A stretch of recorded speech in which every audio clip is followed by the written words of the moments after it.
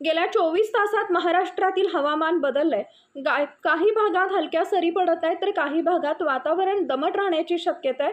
मुंबई आणि त्याच्या उपनगरांमध्ये दमट वातावरणामुळे नागरिकांना उकाड्याचा सामना करावा लागतोय।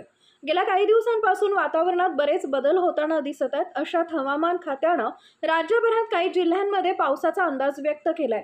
काही भागांमध्ये तुरळक ते मध्यम पावसाचा अंदाज असून काही जिल्ह्यांना मात्र येलो अलर्ट जारी केलाय। तथापि हलक्या पावसामुळे विदर्भ आणि मराठवाड्यासारख्या भागात उष्णतेपासून काही प्रमाणात दिलासा मिळालाय। अरबी समुद्रावर कमी दाबाचा पट्टा निर्माण झाल्यामुळे राज्यात पाऊस पडण्याची शक्यता भारतीय हवामानशास्त्र विभागानं वर्तवली आहे।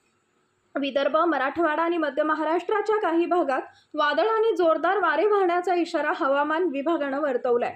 अरबी समुद्रापासून ते तामिळनाडूपर्यंत कमी दाबाचा पट्टा सक्रिय असल्यानं राज्यात पावसासाठी पूरक वातावरण झाल्याचं पाहायला मिळतंय। राज्यातील विविध शहरांमधील तापमान बदल झालाय। पुण्यात कमाल तापमान 32.8 अंश सेल्सिअस आणि किमान 20.4 अंश सेल्सिअस नोंदलं गेलंय। दरम्यान पुढील 24 तासात मुंबईत हलक्या पावसाची शक्यता आहे।